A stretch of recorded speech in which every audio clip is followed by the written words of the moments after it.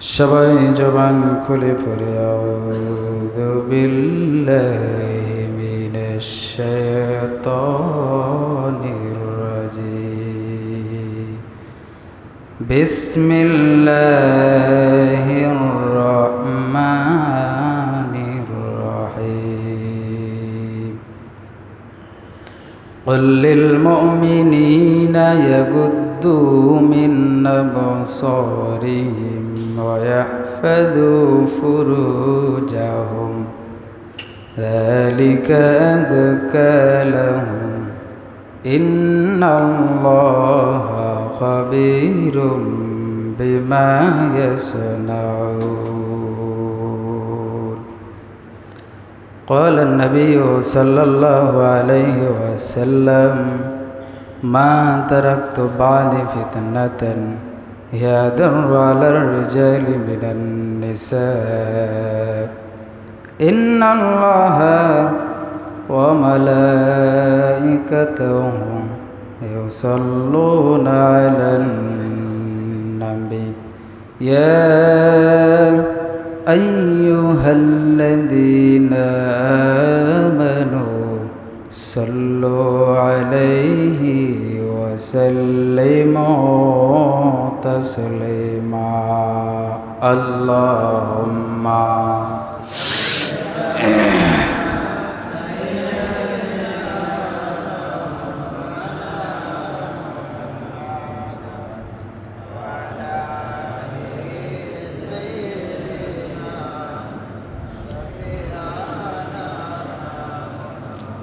محمد سيد القونين والثقلين والفريقين من نرام ومن نجام اللهم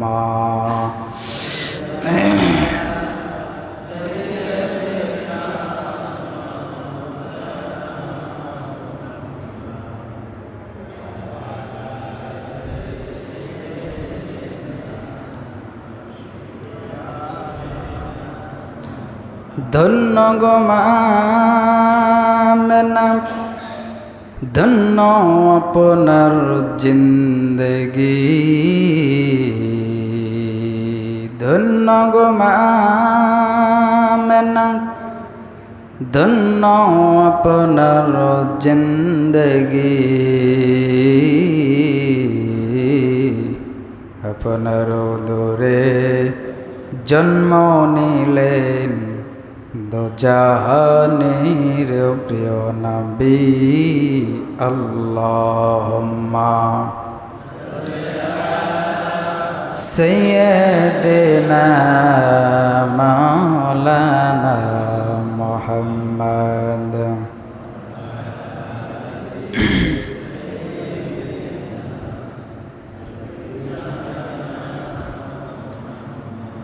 আলহামদুলিল্লাহ সমস্ত প্রশংসা সমস্ত তারিফ সে মহান রব্বুল আলামিনের যে আল্লাহ রব্বুল আলামিন যে আল্লাহ সুবহানাহু ওয়া তাআলা আমাদেরকে পবিত্র জুমার দিনে জুমার নামাজ আদায় করার জন্য আসার বসার সুযোগ করে দিয়েছেন আল্লাহ পাকের দরবারে শুকরিয়া জ্ঞাপন করছি উচ্চ আওয়াজে পড়ছি আলহামদুলিল্লাহ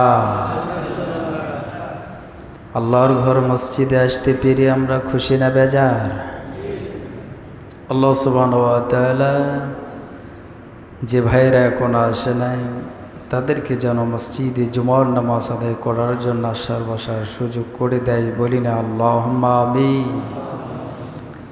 লাখ কোটি দরুদ সালাম সে রাসূলের প্রতি যে নবী দরুদের নবী মহান নবী হায়াতুন নবী জিন্দা সে রাসূলের প্রতি মহব্বত দিয়ে ভালোবাসা দিয়ে দরুদ সালাম পাঠ করি সকলে পড়ি সাল্লাল্লাহু আলাইহি ওয়াসাল্লাম সম্মানিত মুআজ্জাজ মুহতারাম মুসল্লি কিরাম প্রিয় ভাইরা আমার এই মুহূর্তে জানতে চাই আপনারা কেমন আছেন আলহামদুলিল্লাহ সর্ব অবস্থায় যিনি সুখে রাখেন দুঃখে রাখেন তিনি কে চিৎকার করে বলি তিনি কে আল্লাহ আল্লাহ রাব্বুল আলামিন আমাদের সুস্থ রাখেন। আবার আল্লাহ পাক আমরা যখন অসুস্থ হয়ে যাই তখন আল্লাহ পাকের কাছে আমরা দোয়া করি। আসলে মানুষ যখন বিপদে পড়ে, যখন অসুস্থ হয়ে যায়, তখন একটু আল্লাহকে বেশি স্মরণ করে, ঠিক কিনা? যখন বিপদ দূর হয়ে যায় তখন আল্লাহকে একটু কম স্মরণ করে। এটা আমি আপনার ক্ষেত্রে, সবার ক্ষেত্রেই। কিন্তু আল্লাহ রাব্বুল আলামিন বললেন যে বান্দা তুমি আমাকে সদা সর্বদা স্মরণ করবে, কিন্তু আমরা কখনো বেশি কখনো কম স্মরণ করি। এটা পরিপূর্ণ ঈমানদারের লক্ষণ নয়। সর্ব অবস্থায় আল্লাহ পাকের কাছে চাইতে হবে। বিপদে থাকি, সুখে থাকি, দুঃখে থাকি, আল্লাহর কাছে চাইতে হবে এবং আল্লাহর শুকরিয়া আদায় করতে হবে। এই জন্য পড়ি আলহামদুলিল্লাহ। ভাইরা আমার, গত জুমায় আলোচনা করেছিলাম, মনে আছে তো ইনশাআল্লাহ? গত জুমায় আলোচনা করেছিলাম মূসা আলাইহিস সালামের অনুসারীর মধ্যে আল্লাহ পাক কি বললেন যে আল্লাহ পাক, আমি দেখতে চাই আমার অনুসারীর মধ্যে কে সবচাইতে গুনাহগার বান্দা, আবার কে সবচাইতে নেককার প্রিয় বান্দা, এটা আমি দেখতে চাই আল্লাহ পাক। আল্লাহ রাব্বুল আলামিন দেখিয়ে দিয়েছিলেন যেই বান্দা সবচাইতে গুনাহগার ওই বান্দায় আবার সবচাইতে নেককার। জোরে বলি সুবহানাল্লাহ। মনে আছে তো সবার ভাইরা আমার? কী জন্য হয়েছিল? তার অনুশোচনা, তার অনুভূতি, তার যে চাওয়া, তার যে আশা, আল্লাহর যে ভয়, আল্লাহ পাক যে আছেন, তার যে রহমত এত আসমান জমিনের চাইতেও তার যে রহমত সবচাইতে কোটি কোটি গুণ বেশি, এটা তার অন্তরের মধ্যে লালন করেছিল। সে বলেছিল যে আমার গুনাহ আসমানটা যত বড়, এর চাইতেও বেশি আমার গুনাহ। কিন্তু তার সন্তান যখন তাকে আবার প্রশ্ন করল যে আপনার গুনার চাইতেও বড় কিছু আছে নাকি, তখন বলল যে আমার গুনার চাইতে বড় হলো আল্লাহ পাকের রহমত, দয়া। জোরে বলি সুবহানাল্লাহ। এজন্য আমাদের অনুশোচনা, অনুভূতি, আমাদের চাওয়া, আমাদের আশা, আমাদের আকাঙ্ক্ষা থাকতে হবে আমরা যত গুনাহগার হই না কেন, আমাদের গুনার চাইতেও কোটি কোটি গুণে আল্লাহর দয়া অনেক বেশি। জোরে বলি সুবহানাল্লাহ। এই অনুশোচনা, এই অনুভূতি, এই আশা যদি আমরা অন্তরে লালন করতে পারি, আল্লাহর কাছে যদি চাইতে পারি, আল্লাহ রাব্বুল আলামিন আমাদের জীবনের গুনাহগুলো মাফ করে দিয়ে নিষ্পাপ মাসুম বান্দায় পরিণত করবেন। বলিন আল্লাহুম্মা আমিন। ইবলিস শয়তান মূসা পয়গম্বরের সঙ্গে কথা বলেছিলেন। ইবলিস শয়তান মূসা আলাইহিস সালামের সঙ্গে কথা বলেছিলেন। ইবলিস শয়তান মূসা আলাইহিস সালামের নিকটে আগমন করলেন। আগমন করার পরে মূসা আলাইহিস সালাম আল্লাহর পয়গম্বর, ইবলিস শয়তান কি বলল, মানুষ কোন কাজ করলে তুমি মানুষের প্রতি বেশি অনুভূতি হয়ে যাও, মানুষের প্রতি বেশি প্রবল হয়ে যাও? মূসা আলাইহিস সালাম শয়তানকে জিজ্ঞাসা করছে যে মানুষ কোন কাজ করলে তুমি মানুষের প্রতি বেশি প্রবল হয়ে যাও? শয়তান তখন বলছে, মানুষ যখন নিজেকে বড় মনে করে এবং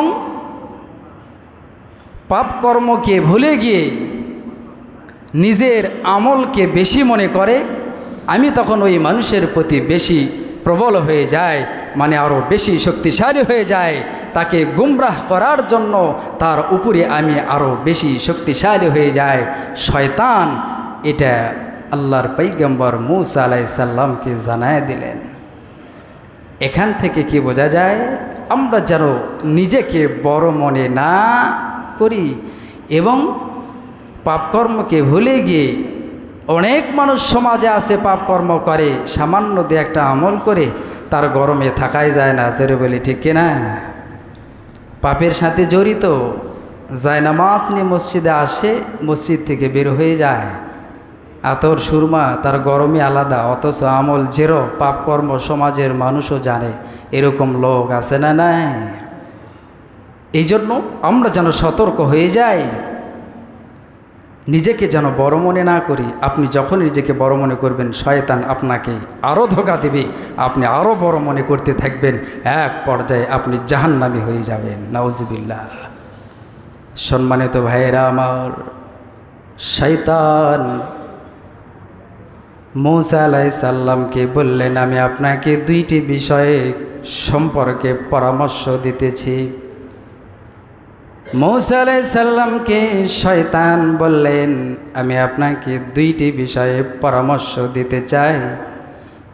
এক নম্বর হলো, আপনি কখনো বেগানা নারীর সঙ্গে নির্জনে যাবেন না। যে মানুষ বেগানা নারীর সঙ্গে একা একা নির্জনে থাকে, শয়তান বলছে ওখানে আমি আমার শাগরিয়াতকে পাঠাই না, ওখানে আমি শয়তান, আমি ইবলিস শয়তান নিজে উপস্থিত হয়ে যে ওই বেগানা পুরুষ আর নারীর মধ্যে অপকর্ম লাগিয়ে দিই। নাউজুবিল্লাহ। জোরে বলা যাবে না নাউজুবিল্লাহ? আরও জোরে হবে না নাউজুবিল্লাহ? সম্মানিত ভাইয়েরা আমার,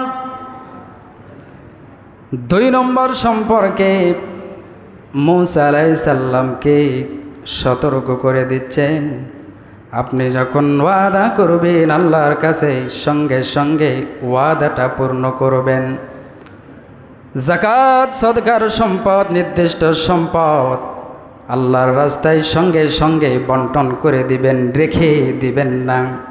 যেই মানুষগুলো আল্লাহ রাস্তায় অর্থগুলো দান করার জন্য রেখে দেয়, আমি শয়তান সেখানে যে নানা সমস্যা তাদের সামনে আমি তুলে ধরি, নানা সমস্যা সৃষ্টি করে দিই।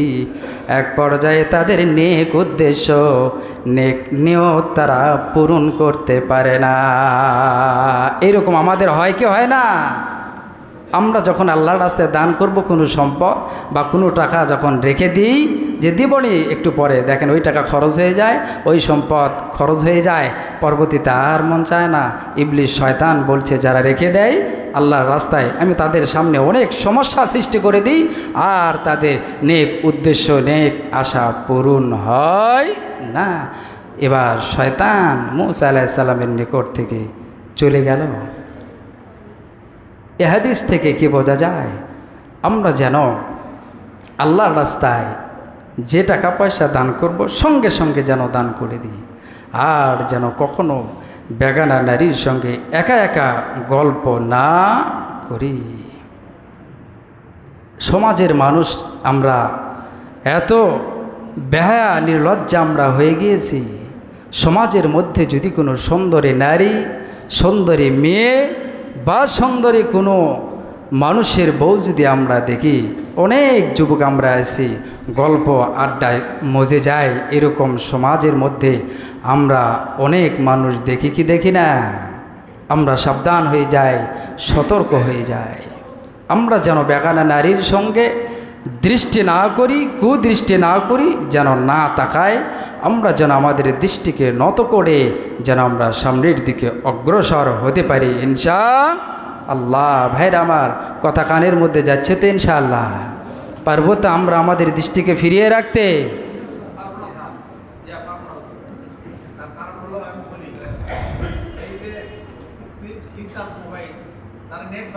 আমরা চেষ্টা করব ভাই, আমরা চেষ্টা করব, আমরা চেষ্টা করব। আল্লাহ যেন আমাদেরকে হেফাজত করে। এই টাচ মোবাইল একটা মানুষকে জান্নাতে নিয়ে যাবে, আবার এই টাচ মোবাইল অসংখ্য মানুষকে জাহান্নামে নিয়ে যাবে। জোরে বলে ঠিক কি না? আমরা তো দেখি না অসংখ্য যুবক ভাইয়েরা প্যান্ট শার্ট পরে, তারা ওই খারাপ গান বাদ্যযন্ত্র ওরা দেখে না। এইরকম সমাজে অনেক প্যান্ট শার্ট পরা যুবক আছে না নাই? সম্মানিত ভাইয়েরা আমার, একটু নলেজে নেবেন, আমরা চেষ্টা করব। যদিও না পারি, আল্লাহ রব্বুল আলামিন বলছেন ইবলিস শয়তান তোমাদের সাথে সব সময় থাকে, তোমাদের চেষ্টা করতে হবে। যদিও ফোন টিপতে টিপতে খারাপ কিছু এসে যায়, আমরা পার করে দিব।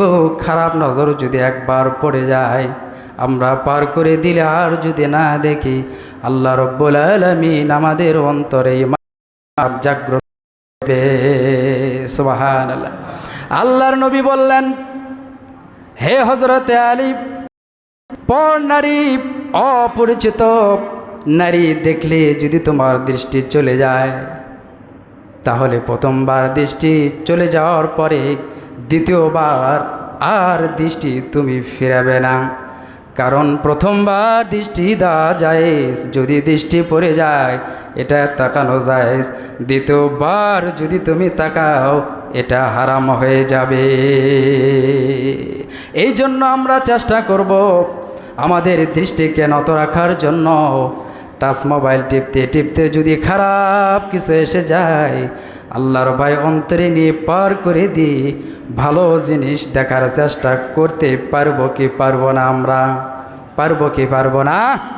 ইনশা আল্লাহ। একটা বার পরে ইনশা আল্লাহ, ইনশা আল্লাহ। আল্লাহ পাক যেন আমাদের তৌফিক দেয়, বলি না আল্লাহুম্মা আমিন।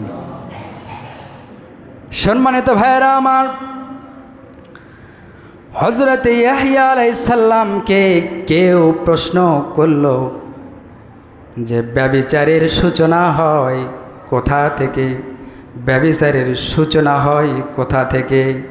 হযরত ইয়াহইয়া আলাইহিস সালাম উত্তর দিলেন, ব্যভিচারের সূচনা হয় কুদৃষ্টির মাধ্যমে। কিসের মাধ্যমে? কুদৃষ্টির মাধ্যমে। আমরা যেন কুদৃষ্টি থেকে নিজেকে নিয়ন্ত্রণ রাখতে পারি, নিজেকে ফিরিয়ে রাখতে পারি, তবেই আল্লাহ রাব্বুল আলামিন ইমানের যে স্বাদ আমাদের অন্তরে জাগ্রত করে দিবেন, বলি না সুবহানাল্লাহ। হাদিসে কুদসির মধ্যে এসেছে, বিশ্ব নবীজি বলছেন, আল্লাহ রাব্বুল আলামিন বলছেন, ইবলিস কুদৃষ্টি হলো ইবলিস শয়তানের বিষাক্ত তীর। এই কুদৃষ্টি থেকে যে আমার ভয়, আল্লাহ বলছেন আমার ভয় যে দৃষ্টিকে ফিরিয়ে রাখলো, এর বদলতে আমি তাকে এমন ঈমান দান করব, এই ঈমানের স্বাদ সে নিজেই অনুভব করতে পারে। সুবহানাল্লাহ। এই ঈমানের স্বাদ যদি অন্তরের মধ্যে একবার ঢুকে যায়, এই স্বাদ আর কখনো বের হবে না। এই জন্য আমাদেরকে কুদৃষ্টি যখনই পড়ে যাবে, তখনই আমরা যখন ফিরিয়ে রাখবো আল্লাহর ভয়ে, আল্লাহ রাব্বুল আলামিন আমাদের অন্তরের মধ্যে ঈমান ঢুকিয়ে দিবেন। ওই ঈমানের স্বাদ আপনি নিজেই অনুভব করতে পারবেন। জোরে বলি সুবহানাল্লাহ। এটা হলো এই হাদিস দ্বারা জান্নাতের সুসংবাদ দিচ্ছেন বিশ্বনবী। এই ঈমানের স্বাদ আল্লাহর ভয়ে যখন কোনো বান্দা পেয়ে যাবে, এই ঈমান নিয়ে যদি তার মরণ হয়ে যায়, সে জান্নাতে চলে যাবে। সুবহানাল্লাহ। এই জানা ব্যভিচার এটা সৃষ্টি হয় কুদৃষ্টির মাধ্যমে। একটা বেগানা নারী যদি রাস্তা দিয়ে চলে যায়, আপনি যদি নজর দেন, এক নজর দুই নজর, আস্তে আস্তে আপনার অন্তরের মধ্যে কল্পনার মধ্যে লালসা সৃষ্টি হয়ে যাবে, এক পর্যায়ে আপনি জেনায় লিপ্ত হয়ে যাবেন। এই কুদৃষ্টি মানুষদেরকে জেনায় লিপ্ত করে দেয়। জোরে বলে ঠিক কিনা? বিশ্বনবীর হাদিস, আল্লাহ পাক বলেছেন হাদিসে কুদসির মধ্যে যে কুদৃষ্টি থেকে যে বান্দা ফিরিয়ে রাখবে, তার অন্তরের মধ্যে ঈমান ঢেলে দেব আমি, এই ঈমান নিয়েই সে জান্নাতে চলে যাবে। বলি সুবহানাল্লাহ। কুদৃষ্টির মাধ্যমে যখন জানা ব্যভিচার হয়ে যাবে, জানা ব্যভিচার করলে শাস্তি আছে না নাই? জান্নাত না জাহান্নাম? জাহান্নামে যেতে হবে। এই কুদৃষ্টি আপনাকে জাহান্নামে নিয়ে যায়। আল্লাহ রাব্বুল আলামিন বলছেন, ওয়ালা তাকরাবুজ জিনা ইন্নাহু কানা ফাহিশাতান ওয়া সাআ সাবিলা। তোমরা ব্যভিচার থেকে দূরে থাকো। এই ব্যভিচার হলো সবচাইতে জঘন্য, অশ্লীল, নিকৃষ্ট পথ। আল্লাহ রাব্বুল আলামিন বলছেন, তোমরা জানা ব্যভিচার থেকে দূরে থাকো। আল্লাহ বলছেন এটা সবচাইতে নিকৃষ্ট, অশ্লীল, অপকর্ম, জঘন্য পথ। জোরে বলে নাউজুবিল্লাহ। আল্লাহর নবী বলছেন, মা তারাকতু বাদি ফিতনাতান হিয়া দাররা আলার রিজালি মিনান নিসাই। আমার নবীজি বলছেন, ও আমার সাহাবীরা রে শোনো, ও আমার সাহাবীরা, আমি আমার পরে পুরুষের চাইতে পুরুষের জন্য, বিশ্ব নবী বলছেন, ও আমার সাহাবীরা শোনো, আমি আমার পরে পুরুষের জন্য নারীর চাইতে অধিক ফিতনার কিছু রেখে যাচ্ছি না। নাউজুবিল্লাহ। আমার নবীজি বললেন, নারী হলো ফিতনা। আমার পরেও আমার সাহাবীরা, নারী হলো সব চাইতে বড় ফিতনা। এই নারীরাই তোমাদেরকে জাহান্নামের মধ্যে নিয়ে যাবে। সমাজের মধ্যে যখন নারীরা বেপরদায় চলাফেরা করে, তখন ওই যুবকেরা তাদের দিকে দৃষ্টি দেয়। ওই দৃষ্টির কারণে অন্তরের মধ্যে লালসা সৃষ্টি হয়ে যায়, কুমন্ত্রণা সৃষ্টি হয়ে যায়, ধর্ষণ কাজের ওই লালসা সৃষ্টি হয়ে যায়। এই দৃষ্টির কারণে এক পর্যায়ে ওই বেগানা নারী আর পুরুষ জানায় লিপ্ত হয়ে যায়। নাউজুবিল্লাহ। ভাইরা আমার, কুদৃষ্টি হলো আমাদেরকে সেই যৌনকামিতায়, সেই আকর্ষণের মধ্যে আমাদের ফেলে দেয়। আল্লাহ রাব্বুল আলামিন যেন আমাদেরকে ওই কুদৃষ্টি থেকে ফিরে রাখে, বলি না আল্লাহুম্মা আমিন। ভাইরা আমার, আমরা তো অনেক গুনাহ করে ফেলেছি, অনেক গুনাহ আমাদের রয়েছে, গুনার শেষ নেই। তবে আমরা চেষ্টা করব গুনাহ থেকে নিজেকে ফিরিয়ে রাখার জন্য। আমরা তো সবাই গুনাহগার। আমাদের কাজ হলো, বান্দার কাজ হলো গুনাহ করা, আল্লাহর কাজ হলো বান্দাকে ক্ষমা করা। জোরে বলি সুবহানাল্লাহ। আমাদের গুনাহ আছে না নাই? আমরা চেষ্টা করব গুনাহ থেকে দূরে থাকার জন্য। আর গুনাহ থেকে যদি আমরা দূরে থাকতে চাই, তাহলে আমাদের দৃষ্টিকে অবনত রাখতে হবে, দৃষ্টিকে কন্ট্রোল রাখতে হবে। আমরা পারবো তো ইনশাআল্লাহ? পারবো তো দৃষ্টিকে ফিরিয়ে রাখতে? এই যুবকেরা, পারবো তো আমরা দৃষ্টিকে ফিরিয়ে রাখতে? ভাইরা আমার, এ সমাজটা, এ জাতি এ কুদৃষ্টির মধ্যে দিয়েই ধ্বংস হয়ে যাচ্ছে। আল্লাহ পাক যেন আমাদের সবাইকে হেফাজত করে, বলি না আল্লাহুম্মা আমিন। পৃথিবী না জানো, আমি তো জানি, আমি কি পাপ করেছি, হায় জানি কি জানি না। পৃথিবী না জানো, আমি তো জানি, আমি কি পাপ করেছি, হায় আমার পাপের করলে বিচার, বাঁচার আমার নাই উপায়, আমি কি পাপ করেছি, হায় আমি আপনি কি পাপ করেছি এটা আমরা জানি কি জানি না? অসংখ্য পাপ করেছি, অনেক পাপ মনে আছে, অনেক পাপ মনে নাই। আল্লাহর কাছে আমরা আর্তনাদ করবো যেন আমাদের জীবনের গুনাহগুলো মাফ করে দেয়, বলি না আল্লাহুম্মা আমিন। পৃথিবী না জানো, আমি তো জানি, আমি কি পাপ করেছি, হায় আমার পাপের করলে বিচার, বাঁচার আমার নাই উপায়, দয়াময় তুমি মাফ করো আমায়, মাফ করো আমায়। চিল্লায় পড়ে আমি। জেনে না জেনে কত যে আমি করেছি পাপ, জেনে না জেনে যে কত যে আমি করেছি পাপ, কতবার যে করেছি তওবা, কতবার অনুতাপ, জেনে না জেনে কত যে আমি করেছি পাপ, কতবার যে করেছি তওবা, কতবার অনুতাপ, দুদিনে আবার সব ভুলে আমি, দুদিনে আবার সব ভুলে আমি মজে গেছি দুনিয়ায়।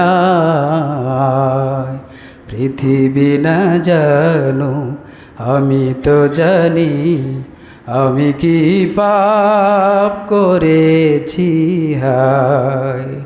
আমার পাপের করলে বিচার, বাঁচার আমার নাই উপায়। দয়াময় তুমি মাফ করো আমায়, মাফ করো আমায়। চিল্লায় পড়ে আমিন। আল্লাহ রাব্বুল আলামিন যেন আমাদের জীবনের গুনাহগুলোকে মাফ করে দেয়। আর একবার পরে আল্লাহুম্মা আমিন।